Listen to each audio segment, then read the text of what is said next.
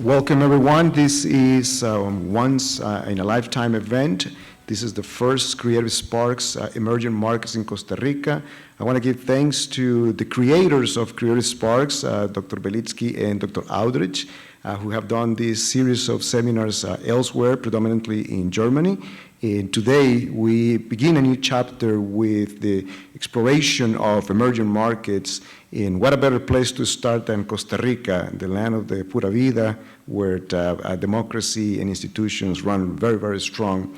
And places a very important role in the post-pandemic, and prior to post-pandemic, but post-pandemic 21st century transformation that we observe in emerging markets. And so today, it marks a very, very important day, a very interesting day, because we are breaking ground. We are moving forward. We have a very unique group of people coming together with their expertise, all the way from academia, government, NGOs, of course, organizations such as the University of Costa Rica, La Academia de Centroamérica, CINDE, and so on and so forth. So we're in for a very unique setting in which we're going to discuss from different perspectives, in the words of Christina, in terms of ecosystems, in the words of Maxime, in terms of creating linkages. We're going to talk about international strategy with the work of Bill Newberry from FIU, and the list goes on and on and on. So we are really in for a treat in a moment that is quite unique, right? A moment that marks significant tension between the two big players in the world, the US and China. Big transformations such as the CHIPS Act in the US and the search for new places to produce semiconductors, Costa Rica bubbling up as perhaps the nearest, closest to the United States. So transformation in that regard. We will hear from the officials from the Ministry of Trade, COMEX, on what the new strategy, how do we move forward, what works, what doesn't work, and the list goes on and on. So we are very thankful to the opportunity to be here, and this is my alma mater. I graduated here back in '89 from the economics department, taught here for a while, so it is good to be back and contribute in this cooperation. We begin, with no further ado, with welcoming to the Vice Provost for Research at the University of Costa Rica, Dr. Maria Laura Arias Echandi. And she's going to tell us a little bit about what it's like to be in this very large institution, a little bit over 48,000 students, the vehicle for social mobility in Costa Rica, in the place where a lot of good things happen. And so I'm going to give the floor to Dr. Arias Echandi. And then from there, we will continue with the agenda. Just a couple housekeeping things. We have the emergency exits. Please identify them in case something were to happen. I was just notified that yesterday, as we were riding back from the airport, there was a little earthquake, 5.3. We did not feel it, but they said most people did feel it. And so in case we get a little rumble, don't run. It's okay. It's very normal. It's part of the Costa Rican identity to have one or two here. If it gets 6, 7, then probably it's time to run. But anything lower than 5.5, just shake it off. And so, again, with no further ado, please help me welcome Dr. Arias Echandi to the floor. Thank you.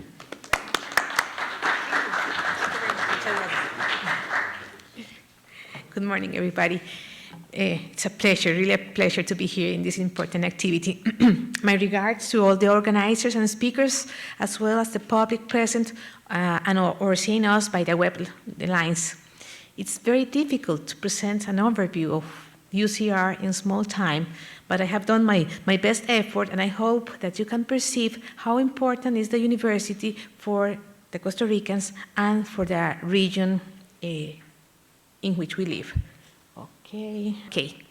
We are a public university founded in 1940, holding the position as the oldest, largest, and the most prestigious university in Costa Rica.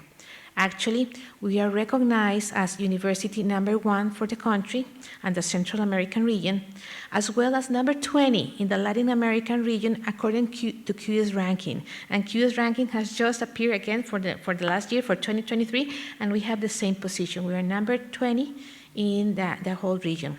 We are dedicated to teaching, to research, to social action, to artistic creation, and to the dissemination of knowledge. That is one of our main points.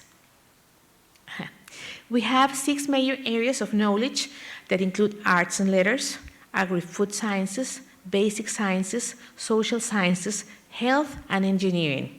And actually, we offer more than 538 comprehensive programs, including undergraduate, graduate, and doctoral studies, and we have around 70,000 active students.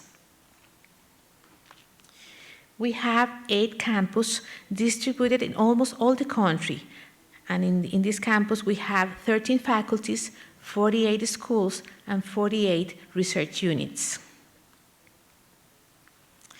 Analyzing our numbers and beginning with tuition, as you can see in this graph, there is a consistent distribution of students in the different areas. As you can see, social sciences is the area with the greatest demand in tuition, followed by engineers and health areas. Basic sciences and agroalimentary sciences are the areas with the lowest demand. Also, you can see that for all the areas, there is a decrease in the numbers in the last years, associated with the COVID pandemics. But in this year, 2024, we are very, very proud that we received more than 10,000 new students, a great achievement since this number has not been reached before. We always receive 8,000, 9,000, but this year we changed to 10,000, and we are very proud of that.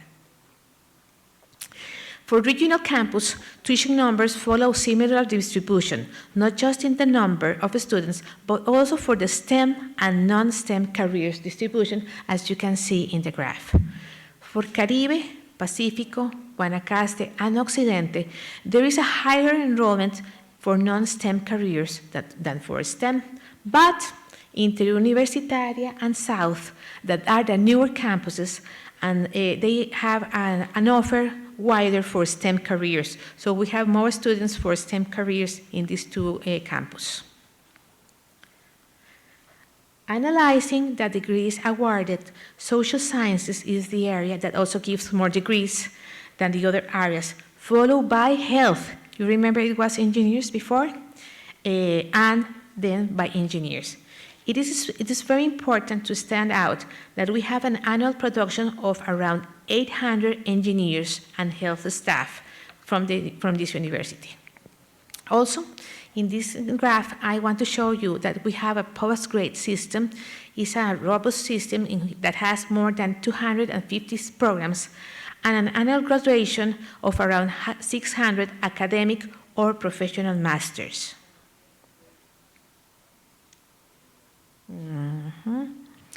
A production of professional staff in areas beyond Gran Área Metropolitana is a main objective of our university.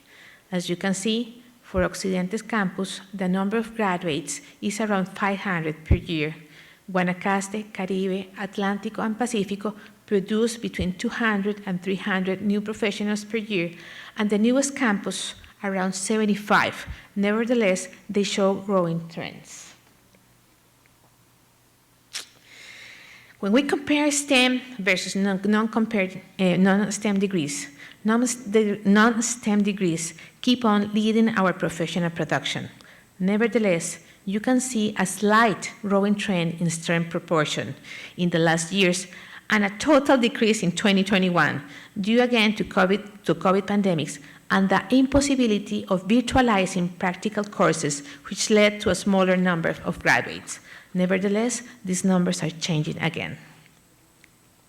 And speaking about research Vicerrectory, it was founded in 1974 as a fundamental column of the work developed at the University of Costa Rica. Our main objectives include the promotion of research projects, activities, programs, all of them with high quality and impact criteria. Optimize the use of university resources, but assuring a high-quality research has also been an objective. We are conscious of the modernization of research and the need of sophisticated and expensive equipment in order to be updated.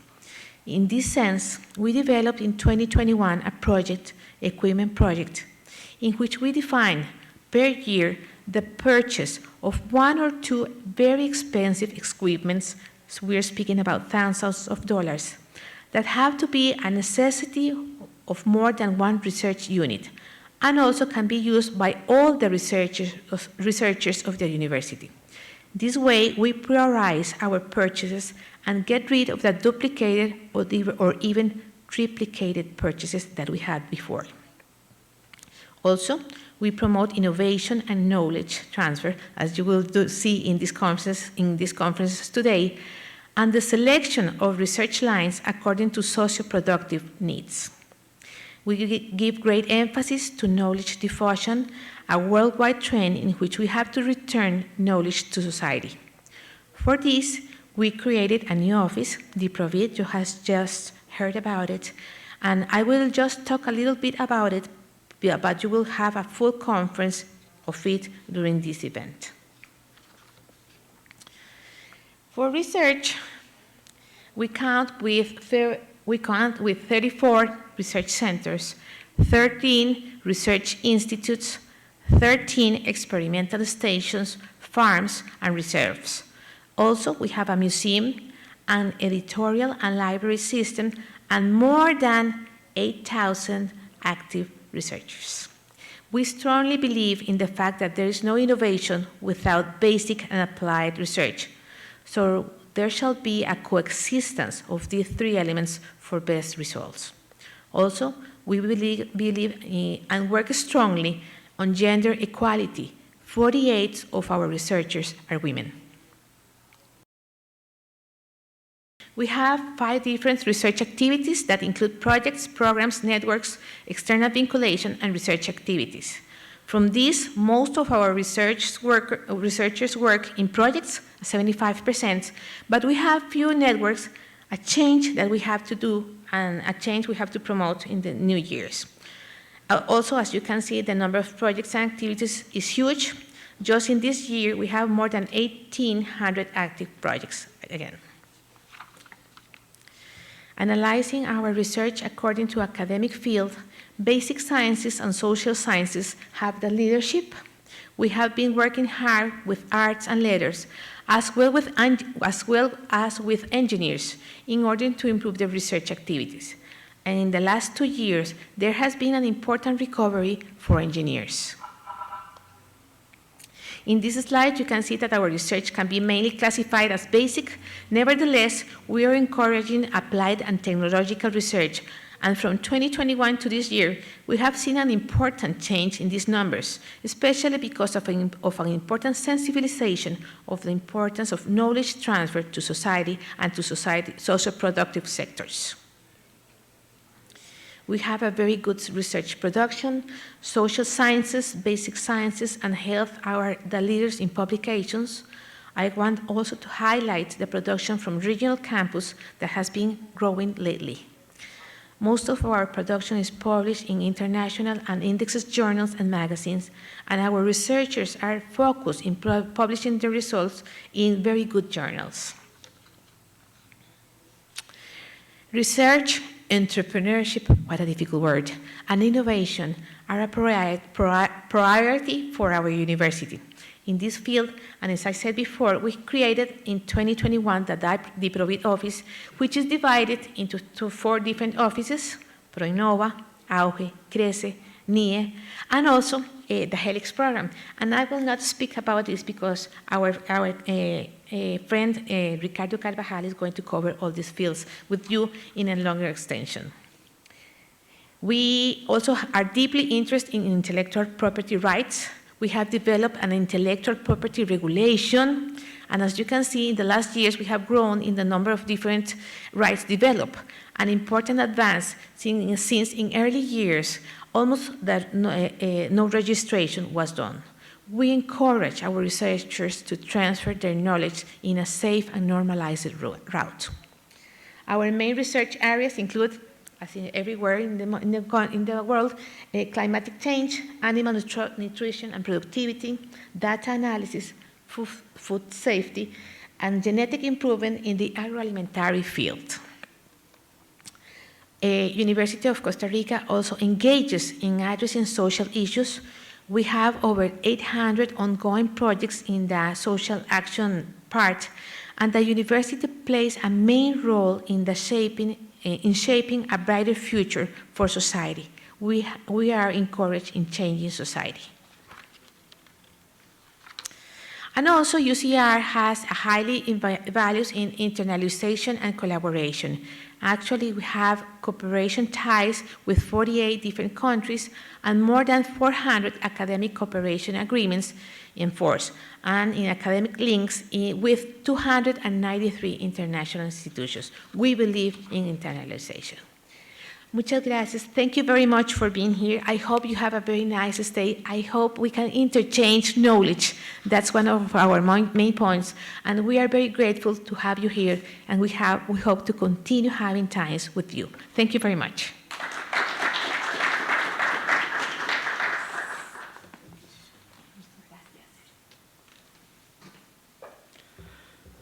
Muy bien, de esta manera concluimos la sección de bienvenida a este evento. Y antes de continuar con el programa, doña María Laura ya procedió a ubicarse en el auditorio. Invito al doctor Barbosa también a ubicarse en el auditorio para presentar al siguiente espacio.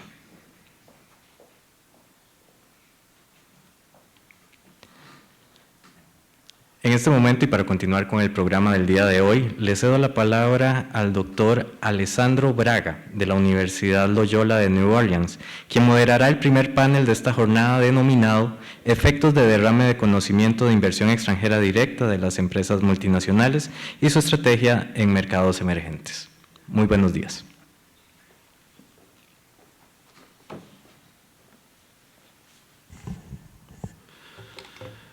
Thank you so much.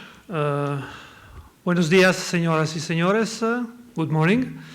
It is my great pleasure and my great honor to moderate this first session of our very, very nice conference. First session is going to be about talking about knowledge spillover effects on multinational enterprises and foreign direct investments and their strategy in emerging markets. We have two very interesting presentations in this session.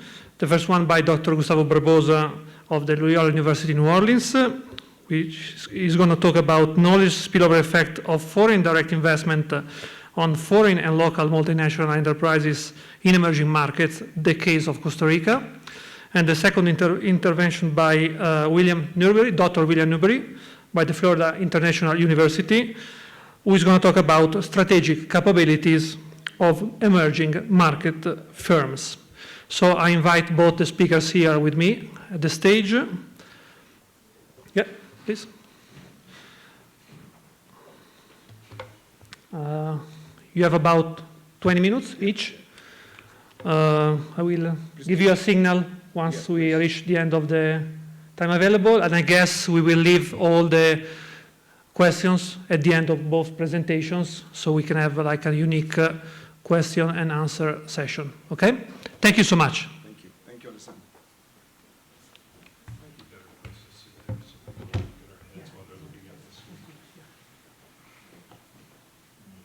Excellent. You can tell that Alessandro was here because the mic was right up here. You know, it's pretty hard. Thank you so much for being here. This is, as we have said, an amazing opportunity to explore elements related to the transformation that has taken place and is taking place in emerging markets. I'll give you about 30 seconds, a story of how we got here. So about 2 years ago, 2.5, we came with some students, and we were able to develop a cooperation with CINDE, and you can see in the list of co-authors where Ale is here, Oban is here, but also our counterpart in CINDE, Adriana, Casey, and Gloriana, that were generous to share with us some very interesting data on multinationals doing business in Costa Rica. And this data is comprehensive, very, very comprehensive, includes also data from the Caja Costarricense Seguro Social, and so we have wages and employment and what have you. And so we've been digesting this data to talk about these specific elements of knowledge spillover effects and the effects that M&E's foreign direct investment has on the local activity in Costa Rica. Just as a disclosure, as part of the research that we're doing, we identified a type of firms that we initially call local multinationals, but they're not technical multinationals, and so we coined the term as specialized exporting companies, and it's a new firm. If anyone has heard of this, let us know, and we would not claim authorship, but if we are the first one to talk about this type of firms, then you hear it here and first, and so we are the first ones to talk about this. So as we go on with the presentation, I'm going to go 2 clicks at a time so I can see the screen, and then also see this. So I'm going to be going back and forth. The research, right, the study that we want to work here aims at analyzing and contributing to the intersection of foreign direct investment by multinationals predominantly, and the issues with development of knowledge spillover effects. The argumentation is that foreign firms come with superior technology, and that superior technology is transferred to the local economy. Now, that could happen, that could not happen, and so we want to look into this data, and particularly the case of emerging markets being, the focus of our work here. These manifestations of the spillovers may take many forms, right? They are sort of like something on the air that just goes around, and sometimes it sticks, sometimes doesn't stick. But this could be increases in productivity. This could be transfer of superior technology. This could be actually more expenditure on research and development and by local companies as well as multinationals. And here I quote both David and Max that have done a significant amount of work on this field, among others, on how to measure these spillover effects. The background, and I'm going to move relatively quick on certain parts, and the presentation will be available to you so that we can get to the meat and potatoes of the presentation, right? But the basic idea is FDI, foreign direct investment, serves as a bridge, right, to bridge that gap in terms of savings gap in necessary investment that developing countries sort of lack. But the question becomes, when they come into an emerging market, what do they bring, what do they take? Typically, one assumes that they initially come to an emerging market because it's cheaper to produce here than elsewhere, but in that process, something else, a spark takes place, and that spark then could transfer that knowledge typically in 2 forms. One is intra or inter-industry spillover effects. That is, in the same industry or across different industries, the well-known topics of specialization versus diversification. Now, diversification is a big word that we need to keep in mind when we talk about emerging markets, because emerging markets have typically been known as regions that sell 1 or 2 commodities, bananas, coffee, tourism, and therefore are highly exposed to shocks in the market. And so diversification is being one of the strong policies, and we'll hear more about this later today, that needs to be pushed forward to reduce that level of exposure and vulnerability. So what we want to see is if indeed those elements result in better performance of the economies. So why study Costa Rica? Well, I think it's a very interesting case. Obviously, I'm totally biased, just in case you have not noticed, right? I'm biased to study Costa Rica, but it's also a country that is very unique in comparison to most other emerging markets, right? Shares the same latitude as the U.S., doesn't have an army, it has the longest democracy in the whole Latin America, has an institution such as the UCR and what have you, and thus it positions this case as a very interesting case of analysis. And it has used a system, a promotion, incentives that is quite unique and is working very well. And we'll hear about this later today with Carlos Won, talking about the role that Zona Francas and also the free trade zone regime allows companies to come and enjoy a lot of benefits. Now, there are certain moments in time that are essential, such as 1995, when Intel decided to come to Costa Rica and then put us on the map from a different perspective as a potential big area where you can do, more than coffee and bananas and sugar and, and tropical fruits. So that, again, an important component. And so what I want to spend a little more time is on how we conceptualize this process of, right? And so Ali and I have been working on this, and by Ali I mean Dr. Braga, I'm sorry. Dr. Braga and I have been working on this extensively, and what we have come up with is there is a process by which there is an attraction, an active force to attract foreign direct investment that brings new firms into a specific country or region. Now, parallel on the other end of the diagram, the arrow on the right side talks about the most recent elements of nearshoring and friendshoring that have become very important in a somewhat complicated political international setup, tension between the US and China, and then, of course, the little push that COVID did to logistics and disruption. So nearshoring becomes important. Now, this results in the key element that we're looking at, and that is new firm formation. Now, this new firm formation takes two forms, and those forms are foreign direct investment companies coming in, some MNEs that come, want to enjoy a benefit of the local market, but then that process of the development of the MNEs also creates a side effect, and this is the direct, what we call direct spillover, and that is the creation of specialized exporting companies. The important conceptualization of these SECs is that these are companies that are 100% local capital. They are registered in Costa Rica as local companies, but they are born exporting companies. So these are not companies that transition from selling to the domestic market into the foreign market. They are born global from day one. And that is a very different sort of institution, if you will. And as such, it behaves differently. Now, if you look a little bit down on the pointer, if we look down on the arrows, what we get is these MNEs create spillovers either through inter-industry or intra-industry relationships that affect the creation of more firms coming in, but it also affects the number of specialized exporting companies also coming in. More importantly, what we observe is that the effects deriving from multinationals to local companies and the effects deriving from local companies to local companies are not converging, they are diverging. And so that is a very interesting dynamic that we observe. And so to test all these, what we do is we found, we create a couple of hypotheses. I'm going to skip this. We get to the data. And this is the data that we're able to get to. We start looking at, oops, sorry.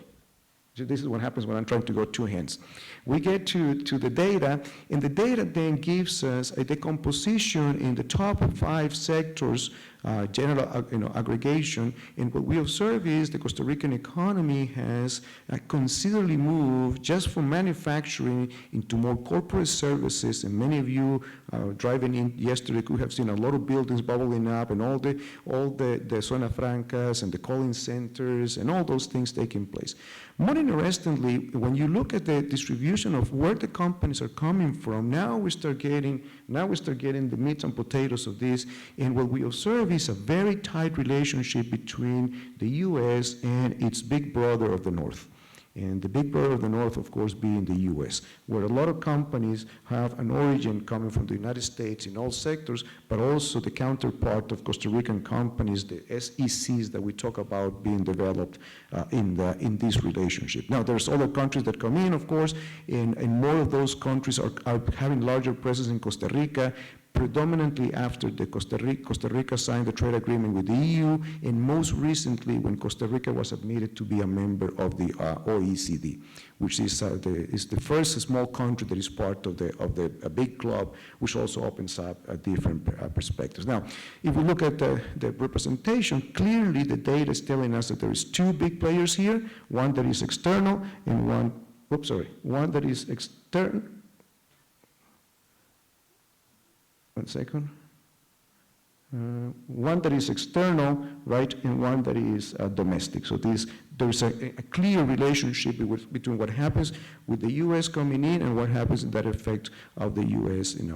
Getting in relationship with Costa Rica. So in order to look at categories by NAICS, two-digit classification, and I'm going to give you a little disclosure. The data that we have is at the 6, 7-digit NAICS, but because we have an NDA of no disclosure of the names of the companies, when you go to that very fine level of aggregation, then you can call the companies by name. Literally, you can just say, this is Intel, this is Acer, this is Abbott, this is, and we were not allowed to do that, so we have to regroup and have it in two-digit classification. But what matters here is the data that we have clearly indicates that 3133, which is manufacturing, is the large one. Now, some of this is heavy manufacturing, this is advanced manufacturing, medical equipments, microprocessors, high value added products. And then we have other sectors, predominantly 54, 56, and then 42 that are related sectors to this particular 3133 category. Now, this matters because we want to see how the development of these firms is taking place and whether diversity is occurring or not. So I'll skip the model because we're running short in time. And so I'm just going to fall forward with the models and get to the ugly part of the presentation. This is pretty ugly. This is the table.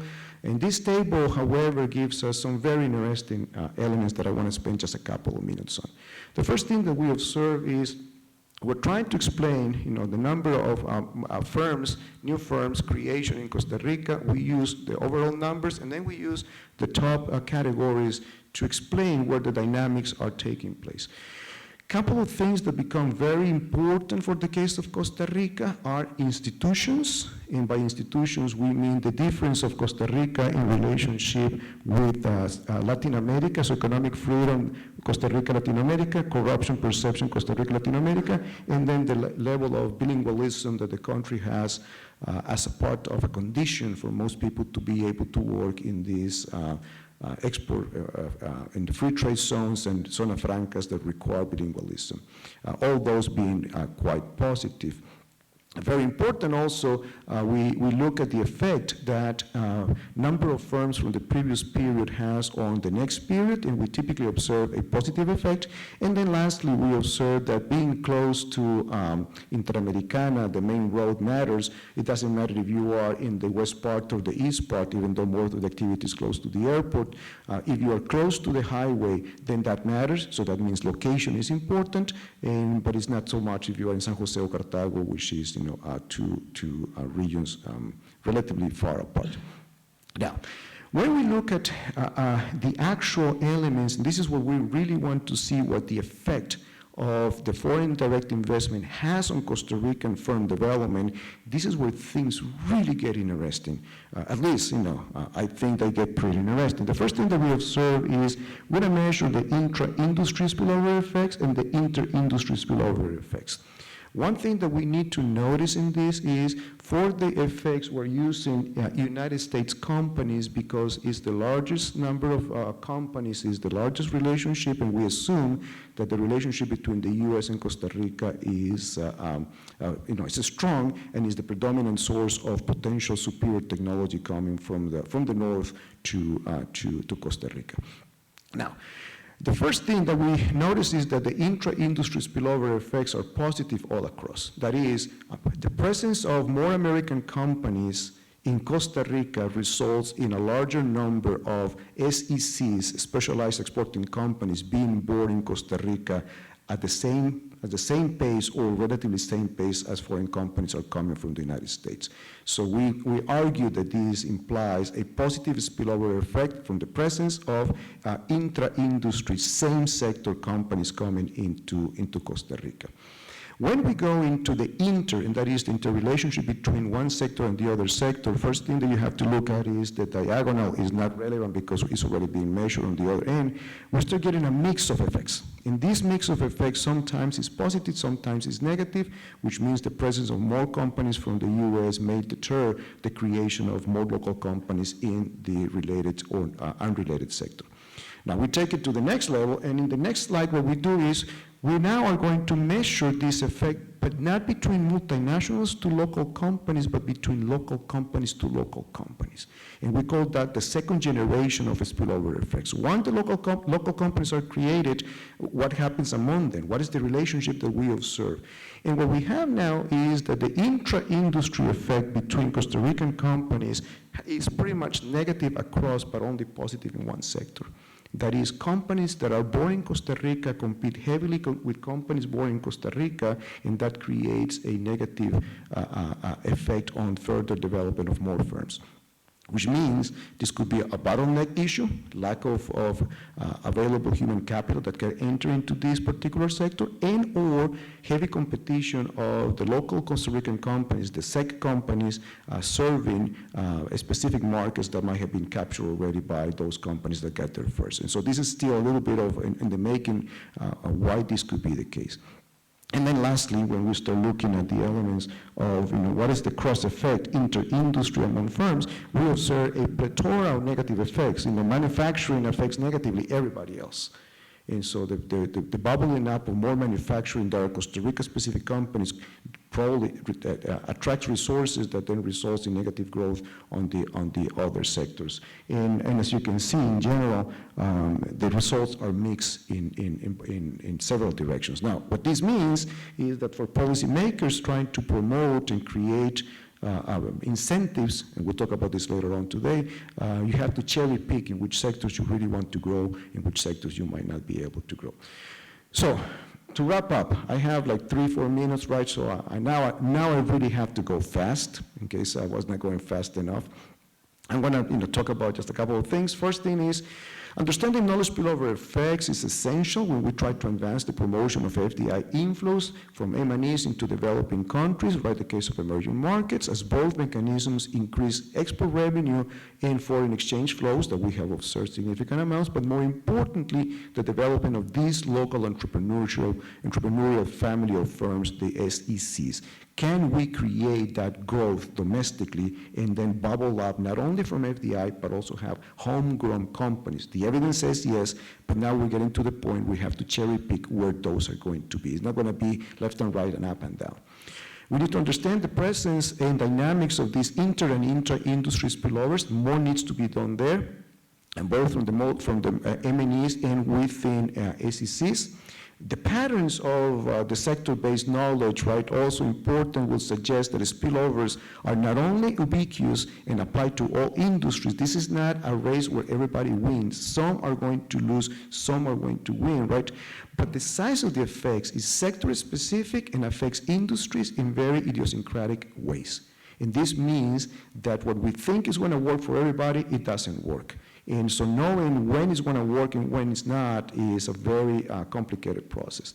And of course, it has very implications because, as we said, we have to cherry pick. We have to see where we can do it, where the synergies are going to just drive the traction and the growth, and where we're going to have the potential for more growth. We observe marked differences, right? And these differences are important. And again, we're doing one country case. We think it's a leader country, but it's going to be, again, specific to each one of the countries. We observe the presence of positive effects via superior technology transferability on the development of the large base of SECs, and by extension, a major contribution to regional development. And the issue of regional development is Costa Rica has observed significant growth in the GAM, Gran Área Metropolitana, but not outside that. And that is one of the main drivers of policy as we speak today. That that's what the government is doing, positioning and revamping growth outside the GMA. And we also observe that the database on the transfer of technology from the US yields certain results. We need to go deeper and see what happens when the companies are coming from Europe and what is the relationship taking place there. For some of us, we'll go tomorrow to a company in Cartago called Fortec that does a recycling of lithium batteries through cooperation with a German institute.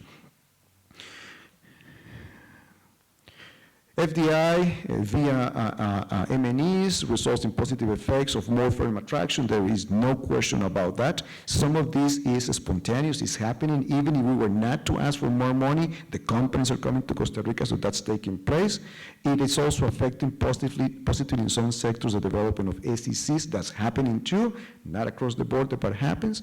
These positive effects that institutions and institutional change has is also very important, and the country risk factor is something that Costa Rica needs to continue working on, creating a differentiating pattern in which institutions are leveraged in order to bring more firms, and thus better performing institutions help us. In terms of the advancement of understanding applicability of the knowledge spillover theory of entrepreneurship and related sources of spillover effects, namely inter and intra, we observe complementarity and parallel effects between foreign to local and local to local companies. And that's an important extension of the work. And then lastly, and I'll finish with this is my last, and I'll go to the very last part. Contradictory results regarding intra-industry effects from foreign to local companies and local to SECs creates a conundrum, right? Because in some cases, competition is the ruling factor, whereas in other cases, specialization and diversity are the ruling factor. Thus, results from the latitude, and then finally, results about the inter-industry spillovers advance the argumentation that internal competition across sectors of economic activity results in a negative effect on the development of other industries, one, and two, it does provide evidence against the benefits of diversification and consequently posit a major challenge for the overall diversification and transformational approach proposed by the political and institutional changes since the early 1990s. And I owe you 1 minute, I went 1 minute over, so thank you very much.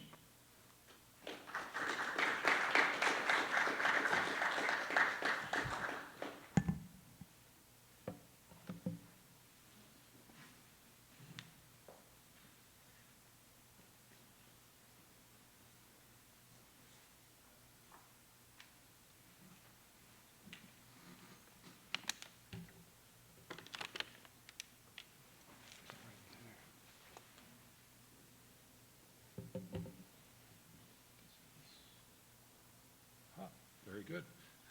So welcome everybody. Thank you for having me. I'm very, very honored to be a part of this Creative Sparks session day. So my name is Bill Newberry. I'm at Florida International University.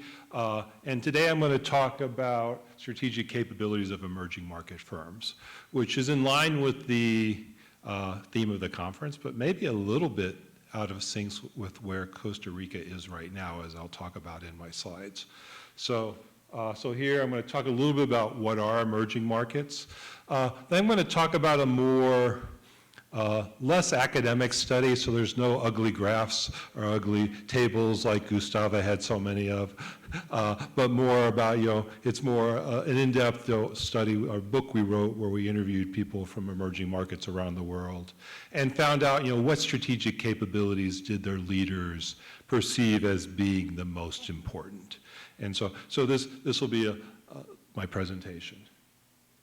And so first of all, I just want to talk about what is an emerging market. If we have a conference day focused on emerging markets, maybe we should talk about what is an emerging market, right? And usually, definitions of emerging market, they're all over the place, but usually they have two main elements in them. One has to do with economic advancement. So they're not places where the economy is not growing. They're not places where things are going backwards. There's some progress economically that's allowed them to so-called emerge, right? And so getting with the definition of emerge, this is important. The second feature that's usually in these definitions has to do with something about government liberalization or government policy change that supports the development of trade and international business. So usually these things are in the definitions, but when you look at which countries are actually included, the lists are all over the place. And Costa Rica will be in some lists of emerging markets, excluded from others, and there's only maybe a handful of firms that would be in all, or sorry, a handful of countries that would be all of the definitions, usually the BRICS, in Mexico and things like that. So this is an area that is very important to consider. Where is Costa Rica's place in this emerging market literature? I've done some work with the Nanyang Technical University Center of Emerging Markets, and so they've actually developed the classification system of emerging markets, and so I'm going to spend a couple minutes just talking about that, because I think it's good as a preface for this whole day to kind of get this kind of backing, where is Costa Rica in terms of emerging markets? And they basically came up with 6 categories, which I'm going to go through quickly because I know time is a limit. of factors that impact whether a firm is emerging or whether, sorry, a country is emerging. And so they talk about, macroeconomic development. What are the macroeconomic conditions in a country that show, is the country doing well? GDP, things like that, right? Then they talk about, infrastructure and connectivity. A major issue in emerging markets is, if you make great goods, but you can't get them to sell to somebody else because you don't have trains, you don't have good roads, or you don't have internet connectivity to do business, this is these are big problems, right? So emerging markets, the more they have these things, the more they're going to do. And, we see countries like, China over the last 2 decades and India more recently spending, billions of dollars building up airports, building up, road systems and so on to help support the economic development. The third category is financial sector development. So if you want to be a business, you're a small business in Costa Rica, you need money, right? You want a bank loan. Is the banking system reliable? Or if you're a bigger business, is there a stock market reliable that you have access to get funds to do your business? So this is an important factor. The development profile and endowments of the government, the country, the economic system of the country, and are there supporting institutions within the country to help build up that economy? External orientation. So is there engagement with the rest of the world? So is it an isolationist country, or do they have government policies that promote the trade and promote connection with other countries? And the last one's the institutional quality. So do you have very strong institutions? Is the government stable? Is the financial system stable? And so on. Embedded in these things, and it's kind of, I passed over it, but really within the development profile is actually people. Are people educated? Is the University of Costa Rica doing a great job, right, with all the students, teaching skills that can allow people to run businesses and make great products that can be competitive in a world stage? And so they took these 6 factors, and there's a lot of sub-factors in each one, so it's not just the 6. And they basically came up with a pyramid. And, and the pyramid has multiple levels. So it says there's a reason why all countries aren't in emerging markets, because there's different definitions used that cover different parts of the pyramid in different lists. And so, the top is the advanced emerging market multinationals. These are the ones that maybe aren't in somebody else's list because they're no longer emerging. They've emerged, right? Then there's accelerating, intermediate, early, and dormant. So dormant would be ones that, I hate to say a neighboring country, but let's say Venezuela. Things aren't going very well, right? I know lots of Venezuelans who live in Miami. Things are Haiti, or to think of another country from the region where there's just huge problems. The economy's going backwards in many ways, right? And then there's all kinds of levels in between. And so I think just without going into a lot more detail, I think we need to think about this when we think about emerging markets and policies we develop and recommendations we have for businesses within emerging markets. Now, Costa Rica.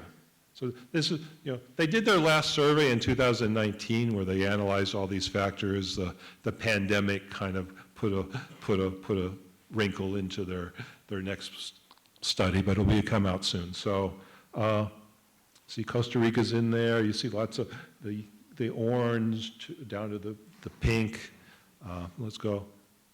This one does a little better by region of the world. You see the LAC region in the middle? I don't know how clear it is in the back rows, but see which country is on the top there? Costa Rica, in their survey, among all the emerging markets, it was actually the most emerged. So if you think about that advanced sector, they were the top of the advanced sector, which isn't that surprising, right? Because it's an OECD member now, lots of factors. If you look this next diagram from the table, these are at this point, the 9 countries that were classified as, the advanced sector. Costa Rica was at the top, and all the 6 different factors that I mentioned before. You see the green dots below each of them. Basically, Costa Rica, is doing well, right? It's doing well. I mean, all countries have had difficulties the last few years from the pandemic, but But so this is a country that's really an advanced emerging market, and by some definitions wouldn't even be emerging anymore. And so I thought that was important to bring out at the start of today. So, and I'm going to skip over this because emerging market multinationals are just firms headquartered in emerging markets. That's pretty basic. I'm going to skip over that. So now I'm just going to spend, and I think I only have like 10 minutes, 12 minutes left, talk about this, the project that, I want to talk about briefly. And I could spend all day on this project, so you're just going to get the really tip of it. But this is a book where we worked with a team of people, 3 of us, Alvaro Cuervo-Cazura and Sam Park, and we were trying to figure out, what capabilities do emerging market firms need? And this book stemmed from a prior book, which we did a few years earlier, where we looked at all the problems that they have. Sure, there's lots of emerging market multinationals, companies from these countries, going overseas, but they're having difficulties, right?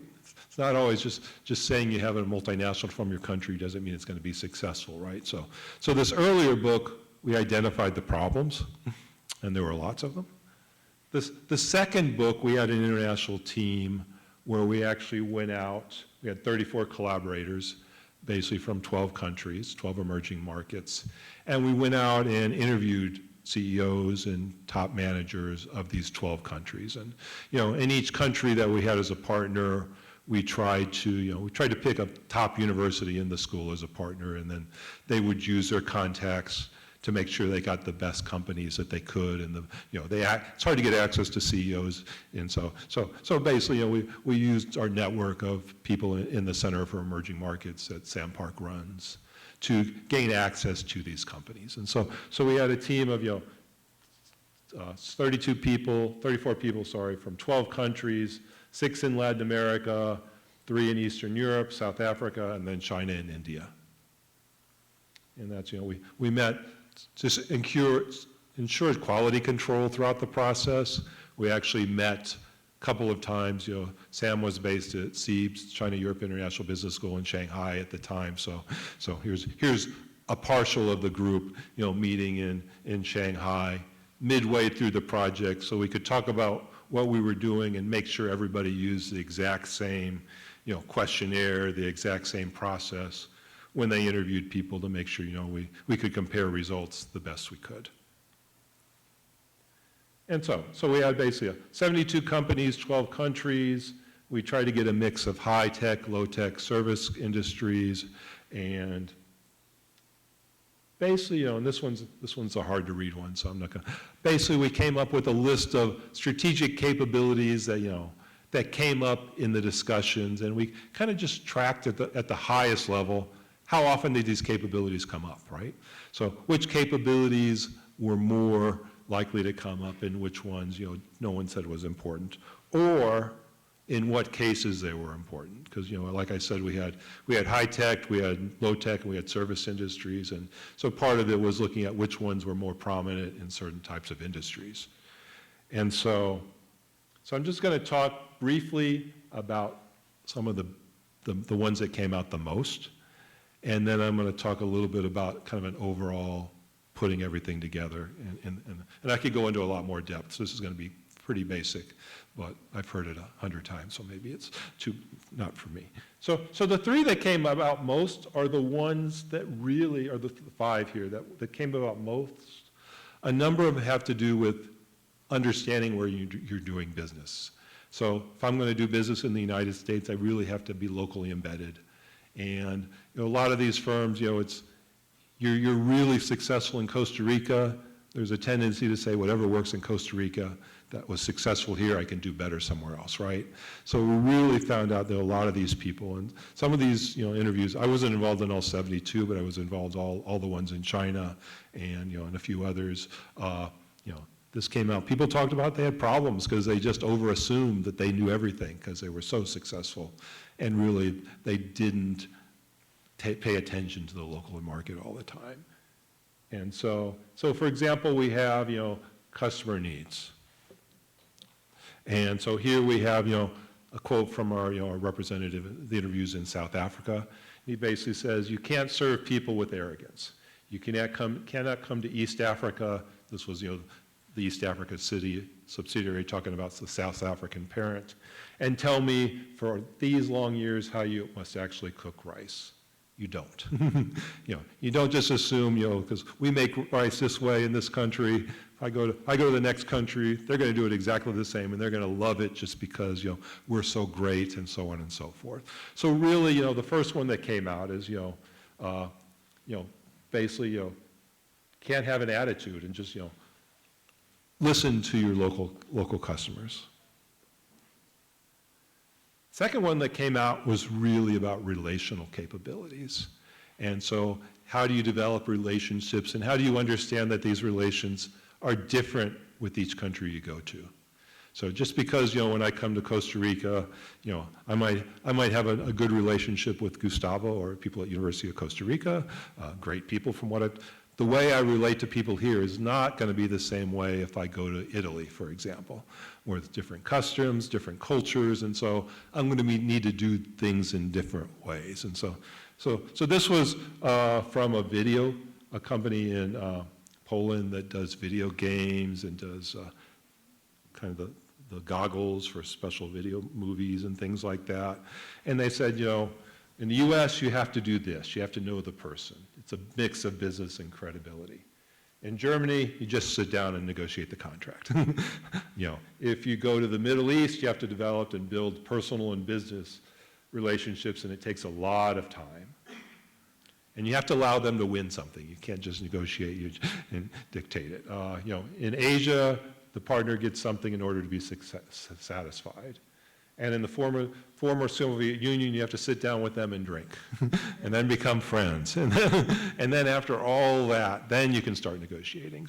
So different approaches, the same business, depending on where they were doing the business. And so this was, I think, very emblematic of the yep. And then, did I skip one? So this is one of our visits. They gave us little buses, so it was kind of nice. Then we looked at contingency factors, how industry matters, how multinationally matters. I'm just going to go through two examples real quick. R&D, I was involved in the interview where we interviewed a company called Baby First in China. And they made car seats for babies. And they were like, this is what you don't necessarily think of this as a high-tech industry, but they were really making high-tech stuff. And they were making car seats that could take the baby's temperature, that can do this.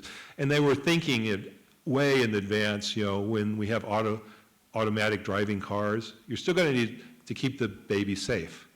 So even if the parent is more free to watch things, we still need to figure out how to make the car seats available, in this new environment. So high tech really was in turn concerned with R&D.